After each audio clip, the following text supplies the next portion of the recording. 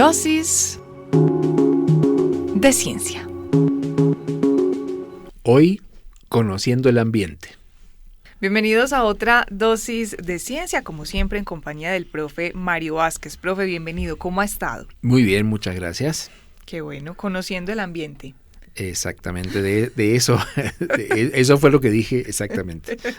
¿Y qué ambiente está conociendo? ¿Como un ambiente que solamente unos pocos astronautas han podido conocer o más bien cercanito aquí a estas, digamos, necesidades terrenales? Está bien, ya lo intentaste y acabo de ver que funcionó lo del título porque no te acercaste en nada, por supuesto. No, pues es que hay mucho para decir. Exacto, muy general, muy ambiguo el ambiente, lo del ambiente. No, lo que hago referencia con este título es algo que es desconocido normalmente, y está bien que así sea, por nosotros los que somos humildes pasajeros de aviones o admiradores de aviones, pero si no, es algo más propio de quienes están haciendo el oficio de aviación, de aviadores. Es una partecita muy importante de la cual nosotros ignoramos como pasajeros, pero que es muy relevante.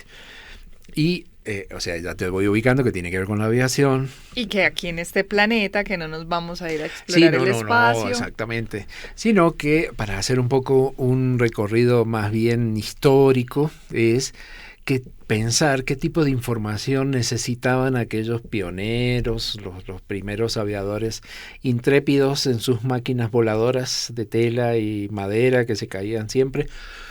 ¿Qué tipo de información necesitarían adicional de que, además de que el avión volara, que no se cayera, que no se rompiera, para poder movilizarse, ¿cierto? Obviamente, en los principios de la aviación, la forma de moverse en el aire dependía absolutamente de la visual de los pilotos. Era un vuelo por visual, como se dice actualmente. De sus habilidades, de lo que alcanzaba o no. A ver, exacto.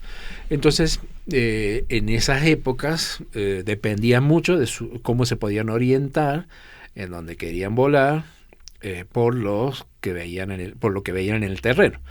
De ahí que seguían, por ejemplo, líneas férreas. Entonces, era casi como nos puede pasar a nosotros, o cuando sales tú a hacer tus caminatas por algún sendero que no necesitas leer nada, pero ya conoces el terreno, sabes por dónde tienes que ir, y así hacían en la aviación. Cuando eso sería para ir de un punto A a un punto B, o sea, para moverse. Pero a la hora de aterrizar, ¿qué otra información habrá sido importante para esos pilotos? Conocer en el momento de posarse en el suelo. Por lo pronto, conocer un poco las condiciones, pero por lo menos ver si logra ver el suelo, si la visibilidad lo permite, es decir, si hay neblina, si hay nubes, no puede saber dónde está la pista, que en sus inicios no era más allá de un terreno plano, digamos. Exacto, no hubiera obstáculos. Que no hubiera obstáculos. Entonces, si puede tener la opción de verlo, de ver exactamente el terreno donde va a posar el avión, ¿cuál otra información podría haber sido crítica para los aviadores? La del ambiente. Que tiene que ver con que es algo específico del ambiente donde va a aterrizar. Y lo que se nos ocurre rápidamente, yo sé que estás pensando eso, es el viento. Sí. Porque el viento es crítico, y pensando en aquellas épocas de aquellos aviones, todavía aún más, de dónde soplaba el viento y qué tan fuerte soplaba el viento, si había viento. Porque sabemos que los aviones necesitan, para aterrizar, lo hacen siempre enfrentando al viento. Entonces es importante saber de qué lado sopla. ¿Y qué tan fuerte? Y qué tan fuerte. Porque, claro, mientras más frágil eran esos aviones, el viento podía hacer desastres. Ahora, ¿cómo crees que hacían esos pilotos para saber cómo estaba soplando el viento allá abajo, ¿sí? Cómo le iban a avisar a ellos, porque no había, sí, pensemos que no había radio. Entonces, cuando no hay ese tipo de posibilidades de comunicación, tiene que apelar a algo visual. Visual, o sea, vamos ajá. pensando desde atrás hacia adelante, ¿no? Y, por ejemplo, el movimiento de los árboles. Una cintica le ponían al final de la pista. No una cintica, pero ya vamos a ver qué le ponían al final. Pero si depende solo de lo que él pueda ver, va a observar si hay movimiento de árboles, si hay humo, por ejemplo, en alguna, eso se solía utilizar, por ejemplo, conocido en ciertas zonas de Argentina, donde la pista de una escuela de aviación quedaba cerca de una fábrica de cemento, por lo tanto todo el tiempo había humo contaminante elevándose al cielo. Se usaba como referencia, pues sabía que ya se habían ubicado bien, y según para dónde va el humo, sabes más o menos una idea del viento. En otros casos, por ejemplo, uno ha tenido la oportunidad de conocer en un lago, volando en hidroaviones. Es difícil ver el movimiento del agua, pero resulta que en ese lago había como algo decorativo, una gran fuente de agua, una gran fuente que lanzaba agua hacia el cielo, y según el viento se podía ver desde el cielo cómo estaba soplando. Porque el viento no siempre sopla del mismo lado, y a su vez, dependiendo de la geografía, pueden ocurrir ráfagas que por un instante cambian de dirección, y a su vez ser diferente del viento que está sintiendo el avión a la altura en la que vuela. Así que mínimamente esas son las condiciones que necesitaban los pilotos. Cada vez eso se hace cada vez más necesario en la medida que la aviación avanza, en la medida que los aviones van mucho más rápido, que van a distancias mayores. Y es algo que, aunque nosotros como pasajeros no lo percibimos, es una información que los pilotos necesitan constantemente. Alguna vez en otra dosis conversamos de que existe que un avión comercial no vuela por cualquier lado, no vuela por donde se le da la gana al piloto, sino que siguen unas rutas que ya han sido establecidas y que aparecen en las cartas de navegación. Habíamos hablado. Sí. Y dentro de esas cartas de navegación también cada aeropuerto tenía su descripción. Entonces sabemos, el piloto sabe por dónde tiene que ingresar, sabe la longitud de la pista, la inclinación, tiene todos los datos estáticos, digamos, que caracterizan ese aeropuerto. Sin embargo, lo que no sabe en el momento que va a llegar cómo van a estar las condiciones del clima. Y ya ahí le sumamos, entonces, no es solamente el viento, que siempre es importante, sino también la visibilidad. Claro, si con hay, la neblina si o hay la lluvia. Si hay lluvia, o sea, la humedad, la presión atmosférica. Entonces hay mucha información que el piloto necesita conocer. Y tampoco se podría, por ejemplo, si haces un vuelo, no sé, desde Madrid a Río Negro, que son, no sé, 10 horas, no le pueden avisar al piloto, bueno, cuando llegue en el aeropuerto se va a encontrar con esta situación. Porque el pronóstico es variable, pues puede haber si bien una proyección. Hay pronósticos, sí. Hay proyecciones, pero exactamente las condiciones del momento en el que él va a aterrizar no las pueden saber con anticipación. Entonces, ¿qué pasa con todo eso? Eso actualmente está solucionado. Nosotros no lo vemos, pero está solucionado porque cada aeropuerto va enviando información de las condiciones climáticas constantemente, todo el tiempo. Normalmente suele ser cada una hora, son como informes, son automáticos, ¿no? No es un señor que está contando. No es Mario Vázquez allá. No es un señor. O a lo sumo graban algunas cosas, pero es una información que les llega a los pilotos o a quien la necesite, y se va actualizando, como digo, cada hora o cada media hora. Pero se la envían a los vuelos que tienen programados aterrizar. Claro, allí, porque es lo que le interesa, sí. Lo que les interesa a ellos. Esto hoy en día, para algunos que somos un poquito gustosos de ver aviación, A diferencia de lo que se podía hacer antes, que uno tenía que ir personalmente a un aeropuerto y sentarse en algún rinconcito a ver si podía ver algún avión, hoy en día, no voy a decir que sería tema de otra dosis porque ya sabes. Pero puede ser tema de otra dosis. Actualmente en YouTube uno puede acceder a muchísimos sitios donde puede observar en tiempo real aviones sin moverte de tu sillón favorito. Pero sobre todo porque puedes ver aeropuertos de distintas partes del mundo. Eso también acá ha evolucionado mucho porque hasta hace unos años, no te vas a acordar porque eres muy joven, pero uno se sorprendía porque en YouTube veía cámaras en vivo de alguna esquina, alguna ciudad. Sí. Y se veía feo. Eran vivos, sí, muy lindo. Pero la calidad no es lo que tenemos hoy. No es lo que tenemos hoy. Y hoy en día, el tema de, por ejemplo, en el caso de los aeropuertos, si tienes curiosidad, puedes visitar varios sitios donde puedes ver en alta calidad. Y digamos, hay personas o influencers ya, que tienen montado toda una cosa muy buena para ver con muchísima calidad los vuelos, lo van comentando, a veces involucran las comunicaciones que se dan entre la torre de control y los pilotos, se le superpone, digamos, información del origen del avión que estás viendo, de dónde viene, hacia dónde va, o sea, una información que ni siquiera estando ahí personalmente podrías verlo, es muy útil. Y a veces incluyen en toda esa información en la pantalla una serie de siglas que no las entendemos, números, letras, una cosa larga. De eso, esa partecita es la información que yo te mencionaba. Me parece maravilloso. La que nos va a dar hoy. La que voy a contarte y que la vas a identificar porque va a aparecer la palabra METAR. MERTAR. En cualquier país, aquí o en otro país. Y esa METAR simboliza, bueno, del inglés Meteorological Aerodrome Report. Es las condiciones meteorológicas del aeropuerto. Entonces aparece METAR y después aparece toda una serie de siglas que, como es radio, no las podemos escribir y podemos dar. Pero usted las escribe aquí en el aire. Podemos Le dar cuento a los ejemplo. oyentes.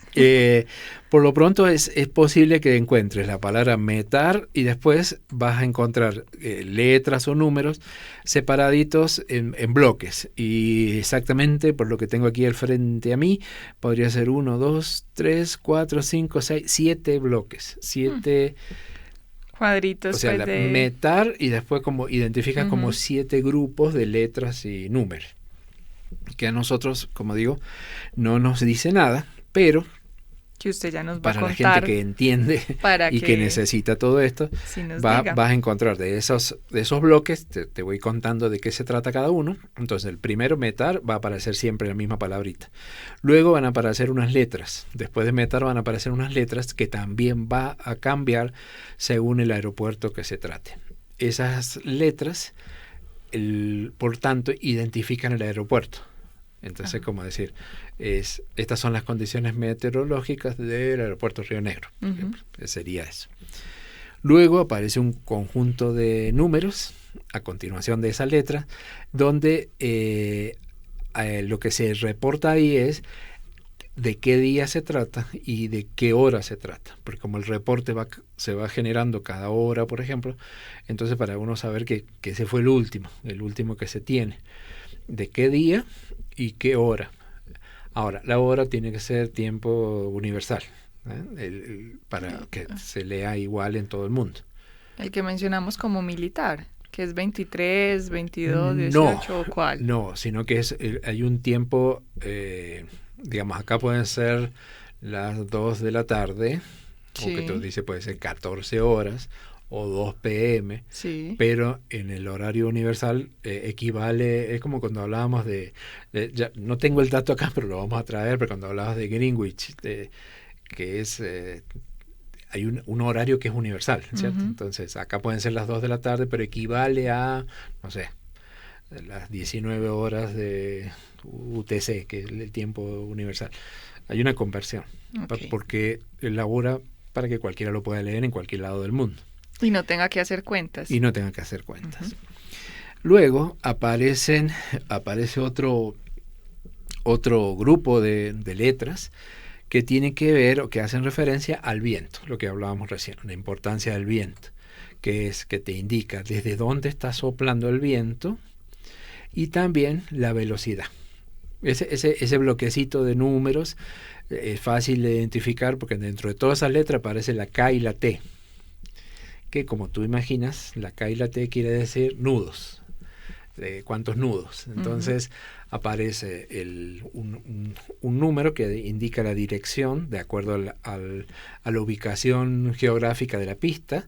Saben si está soplando enfrente, en qué sentido sopla, y aparece la velocidad, pero la velocidad va cambiando todo el tiempo. Entonces suele ponerse un numerito que es las ráfagas, o sea, cuánto ha sido lo máximo que ha alcanzado en esa hora, que ha alcanzado en ese momento. Que hicieron el Pero mejor, reporte. hay un viento en promedio suave, pero ha habido ráfagas un poquito más violentas, ¿no? Entonces, pues, pero eso te da una idea de qué tan fuerte es el viento o no. En algunos casos, porque uno dice, bueno, pero mientras más fuerte sea el viento, mejor, tal vez, porque como el avión necesita frenarse contra el viento, si lo ves por ese lado, pedirías viento. Sí. Bien, pero dependiendo del aeropuerto, porque hay aeropuertos, te recomiendo uno que es uno de mis favoritos. Me imagino. Hay un aeropuerto que es el que genera las vistas, una de las vistas más espectaculares y por tanto tiene muchos seguidores, que es el aeropuerto de la isla de Madeira, que son de Portugal. Ese aeropuerto, la pista está pegada al mar y los aviones cuando aterrizan hacen un giro, digamos, no vienen siempre o desde una distancia muy lejana a la pista, sino que dan una vuelta sobre el mar y a último momento giran y enfrentan la pista. En esa zona suele haber ráfagas de viento, suele haber momentos de viento de alta velocidad y son cruzados, o sea, no es en contra, sino de costado. De costado. Y eso genera unos efectos muy espectaculares. Me imagino que lo tranquilizan a uno. Para verlo por YouTube, del lado de afuera. Ah, ya. Te lo recomiendo porque cuando tú ves eso, dices, menos mal que no voy allá adentro. Y es increíble. Claro. Entonces necesitan saber eso, o sea, que las ráfagas de viento, qué tan fuerte están siendo. Y a su vez le ponen los números que siguen, estábamos hablando del viento, después hay otro grupo de números que separados por una letra V, que les dice, bueno, las ráfagas de viento o el viento está soplando más o menos entre tanta velocidad y tanto. O sea, no pueden decir un número, tampoco sería lo mismo con la dirección, o sea, entre esta dirección y esta otra. O sea, no es un viento que no siempre puede exactamente de norte a sur, sino varía un poquito. Entonces ahí con esa letra V le dice, bueno, entre esta dirección y esta dirección, más o menos por acá está soplando el viento a esa velocidad que le acabo de decir y ha habido ráfagas en algún caso de esta velocidad. Después aparecen unos numeritos que si te toca, aparecen 4 nueves. ¿Qué significa eso? Porque es una información que se da con 4 dígitos y que te dice cuál es la visibilidad. Esa tiene que ver ahora con la visibilidad. ¿Qué tanto, obviamente que tiene que ver con la nubosidad? ¿Qué tan buena es la visibilidad? Cuando vamos en los aviones y normalmente el piloto dice que hay una buena visibilidad, dice que la visibilidad es superior a los 10 kilómetros. Eso es como decir, ya si se 20. ve, si se ve, sí, ustedes que ven bien, si se ve 10 kilómetros, no hay nubes, está todo claro. Sí. Pero como esto hay que ponerlo en numeritos, en 4 dígitos, por ejemplo, cuando aparece el numerito que es 0400, significa que hay una visibilidad de 400 metros, porque hay nubes. Pero si es 4.000 metros.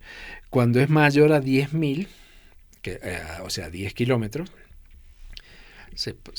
me empezaría a sobrar un dígito y por eso ponen 9999, porque lo que sigue ya sería 10.000. 9.999. Ah, ya.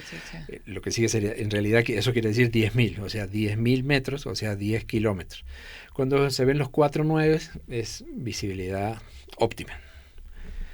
Vamos bien. Después aparece otro grupo de otras letras y números que te informa porque también para el piloto es importante saber, bueno, si la visibilidad es muy buena, ya sabe de dónde sopla el viento, ya sabe la velocidad del viento, pero lo otro es saber hacia arriba a dónde hay nubes, porque puede haber un techo de nubes, ¿sí? Es decir, arriba del aeropuerto. Siempre hay nubes, en algún momento, en alguna altura hay nubes. Entonces también se describen cómo son esas nubes. Si son nubes escasas, cómo son las formaciones nubosas.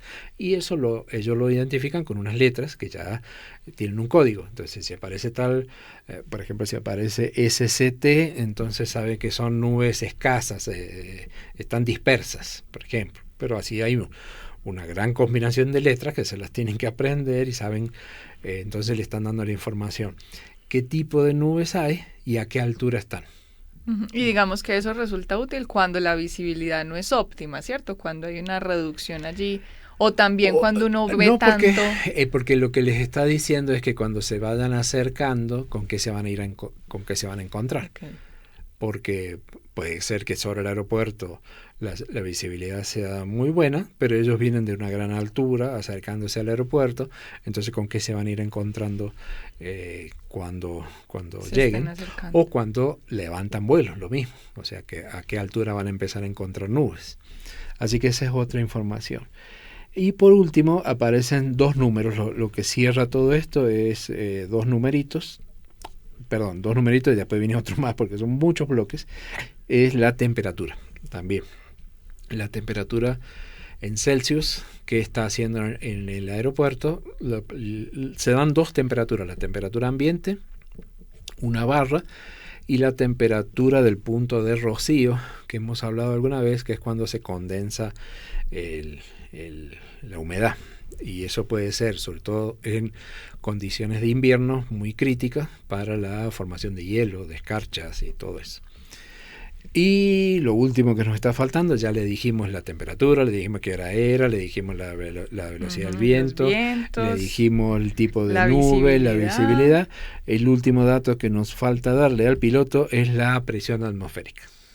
Entonces, esa la identificamos del último al último porque aparece una letra Q y después un número. Entonces, Q1014 significa 1014 hectopascales, por ejemplo. Entonces, es en un conjunto de siglas, digamos, en un código, que son, como digo, agrupados así en bloquecitos, se le informa, y esto se genera todo el tiempo, se está generando todo el tiempo, entonces el piloto siempre tiene el último reporte y sabe exactamente la cantidad de información que necesita. Es muy importante darle todo esto. Y está en el otro extremo de lo que hablábamos al principio, que a veces saber para qué lado iba el viento o un tren era suficiente, o incluso para poder ver la pista se apelaban por ejemplo, llegaban muy tarde de noche, prendían unas fogatas y bueno, por allá donde está ese fuego, por ahí hay que aterrizar, una cosa así. De aquellas condiciones a las condiciones en las que se vuela actualmente. Entonces, si sumamos esto que te acabo de decir, más lo que hablamos alguna vez sobre el plan de vuelo, las cartas de navegación, o sea, esto no queda libre, o sea, no es volar en libertad como un pájaro, sino es una cosa estricta desde que se mueve el avión en la plataforma hasta que llega a destino. Y con mucha información disponible para el piloto todo el tiempo, mientras uno atrás está, digamos, viendo una película, mientras está durmiendo o se está tomando un tinto, él está recibiendo y leyendo toda esta información para hacer el vuelo más cómodo. Y también también de alguna forma, ahora por lo que me decís, uno piensa que aburrido la deben pasar los pilotos porque son tantas horas sentados arriba mirando el cielo, todo romántico, y tienen mucho trabajo realmente, porque no es como cuando conducimos nosotros en la carretera que vamos mirando el paisaje porque no le prestamos mucha atención a todos los instrumentos del vehículo. Acá tienen muchísimo trabajo. Esto es una parte nada más, porque no hemos contado todo lo que depende ya del avión en sí, es decir, saber cómo va siendo por ejemplo el consumo de combustible, cómo van siendo las comunicaciones de punto a punto que lo van acompañando a lo largo de todo el vuelo. Entonces realmente hay mucho trabajo. Y otros elementos que ya hemos abordado en otras dosis de ciencia, con esa enorme responsabilidad que tienen los y las pilotos, en este caso con estos vuelos comerciales que son tan cercanos a nosotros en esa experiencia, y que pensamos pues que no es más allá de digamos, subir una palanca como lo vemos en las películas, y que ya cuando llegó el piloto nuevamente es a poner atención para aterrizar y ya. Aquí, profe Mario Vázquez, usted nos regala estos elementos importantes para conocer qué están haciendo allá en esa cabina los y las pilotos. Vamos ahora con nuestro dato curioso. Psst, psst, atiende, aprende y sorprende. Aquí va el dato curioso. Muy bien, como dato curioso traje un par de datos, pero que tienen que ver con la misma cosa y con algo que vos insinuaste y yo sutilmente traté de no tocarlo para que no me robaras el dato curioso, que cuando mencionaste al principio de la dosis que para indicarles algo de la pista o de qué lado soplaba el viento. La cintica. Tú dijiste la cintica, dicho así. No dije telita porque ya en otra dosis me regañaron con y una esto telita. No es ni cintita tampoco.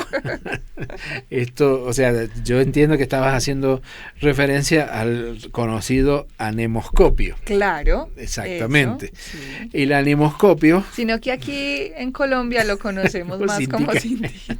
No, eso que creo que estás haciendo referencia se conoce también, e incluso en Colombia te refieres a una manga. Ah, ok. No, yo pensé en una cintica. Bueno, cintica, sí. Yo quería ayudarte, pero en fin. No, se trata, hay una manga. Sí, esa sí la conozco. La conoces, ese muy bien. Sí. Y que es... Ahora voy a buscar, es el anemoscopio. ¿Qué es la manga? Exacto. Ah, bueno, el nombre científico. Sí, era para impresionarte. Pero te quería hablar de la manga. La manga, ¿cómo la identificas? O sea, ¿cómo describe uno radialmente una manga? Es un tubo de tela. Un cono. Como un cono, exacto. Pero de tela. De tela, ¿y qué más? Y que es flexible al viento. Flexible, que se mueve, ¿y qué más? ¿Qué más? ¿Qué aspecto tiene? Para que sea visible. Ah, bueno, color llamativo, naranja, yo creo que lo he visto blanco. Vamos bien. Entonces,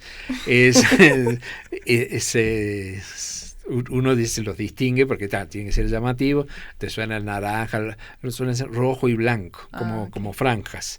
Sí. Y uno pensaría que listo, lo hicieron rojo y blanco para que se vea. Efectivamente se ve, se va a mover, o sea que está actuando como una veleta, que indica la dirección del viento.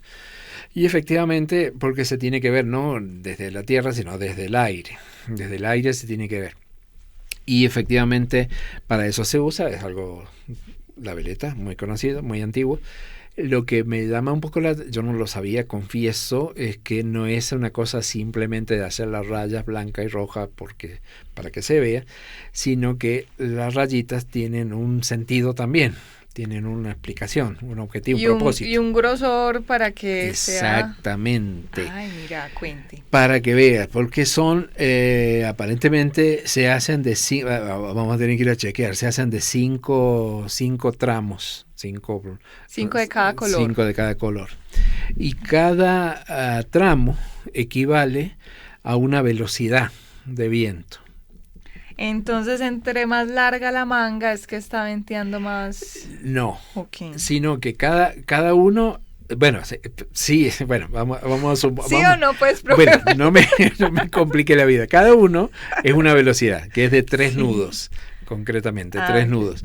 O sea que es algo así como 5,5 kilómetros por hora. Es cierto lo que dices, que a más viento, más nudo, exacto. Esa parte te la acepto. Pero esto tiene que ver con que dependiendo la velocidad del viento, la intensidad del viento, va a ser cómo vamos a observar esa manga. Porque sí. cuando el viento es bajito, supongamos que fuera un viento solo de 5 nudos, de 3 nudos, la manga va a estar caída, solamente se va a mover un poquito. Mujer de poca fe que revisas mientras yo voy hablando. Yo estaba buscando la feliz, imagen del anemoscopio y me salió eso. Entonces, claro, cuando a medida que haya más fuerza del viento, la manga se va a ver más horizontal y uno podría sumar todo eso. Pero bueno, más allá de que para nos parezca simpático, mira que es una forma fácil para que el piloto porque claro, esto que decía recién de metar y todo esto es válido para aeropuertos comerciales donde hay mucha intensidad de vuelos, pero hay aeropuertos que no tienen nada, solamente poquitas ayudas visuales para los pilotos. Y esto entonces es una forma no solo de ver desde qué lado viene el viento, sino tener una idea. ¿Qué tanta velocidad? Si tienes buena vista para ver qué tan estiradita está la manga, saber qué velocidad tienes ahí en superficie, ¿no? Me llama una cosa curiosa.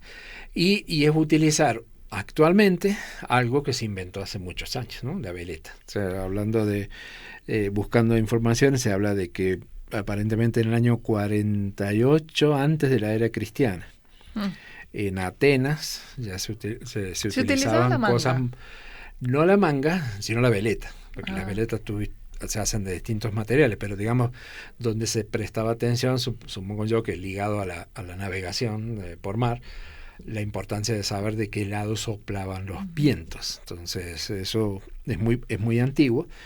Cuando datos curiosos así sueltos, llamativos, si yo te digo, te imaginas una veleta en este momento metálica, entonces vas a ubicar los 4 puntos cardinales y ¿qué te imaginas que lleva encima como adorno? ¿Como adorno? Sí. Una banderita.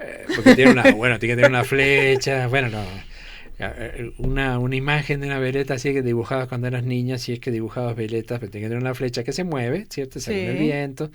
Lo más sencillo sería eso, una flecha, que según el viento la mueva. Sí. Pero algunos tienen un adorno también. ¿Cuál? Me arruina todo. Yo no me acuerdo de ningún adorno. Está bien, es un gallo. El gallo, ahora sí se acordó. Muy bien. Sí, profe.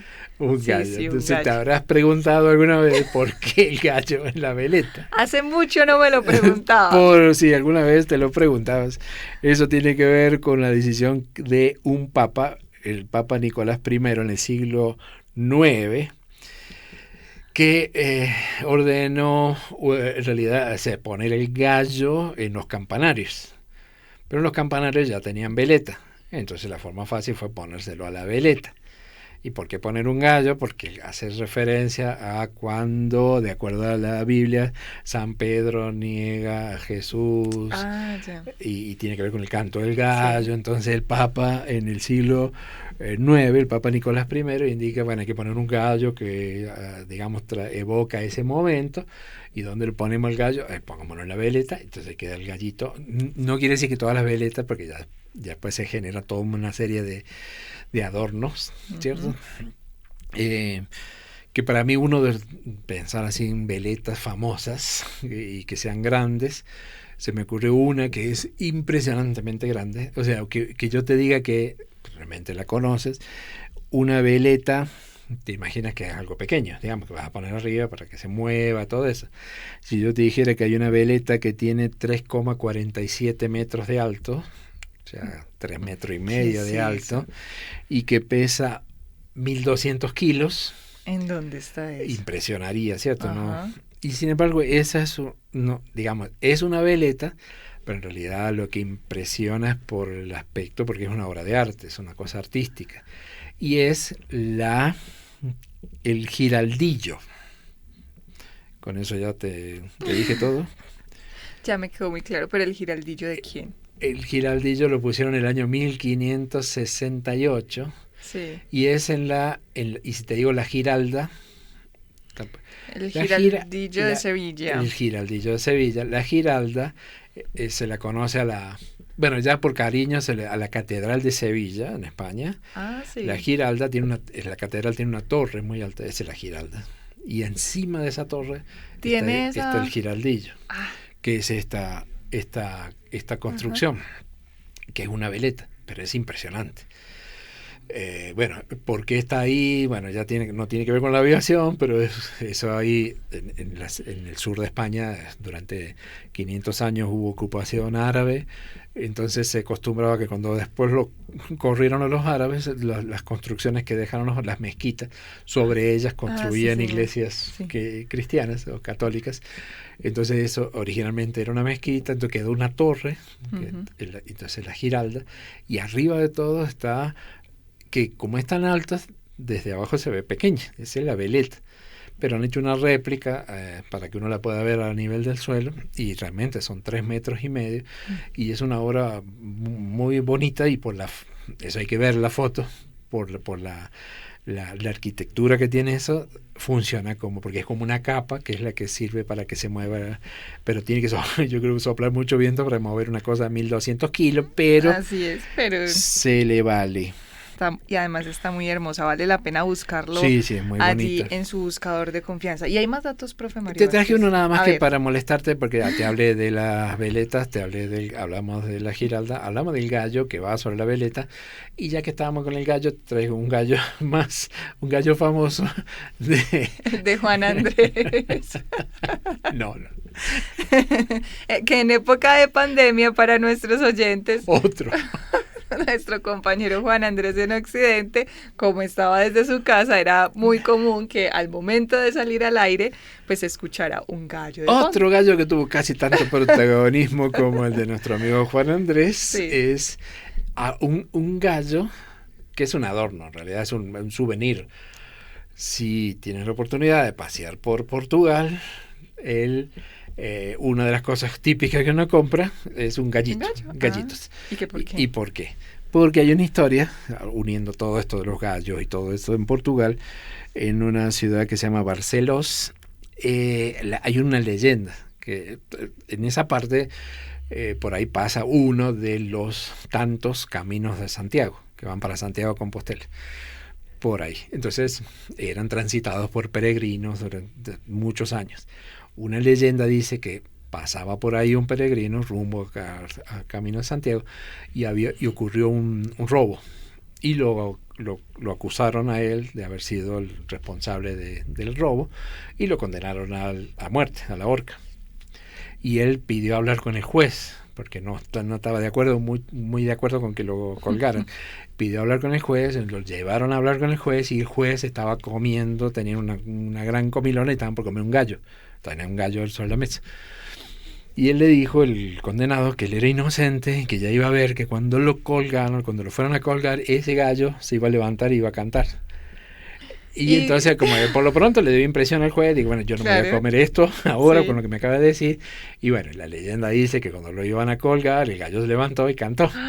Y entonces se salvó ahí en esa ciudad. Entonces hay después volvió, le agradeció supongo que a toda la cuestión religiosa, hizo una cruz, y bueno, quedó como un lugar de paseo. Pero eso, que no es el símbolo oficial de Portugal, pero se identifica con Portugal, entonces por eso se ven tantos gallitos en los souvenirs que uno puede conseguir.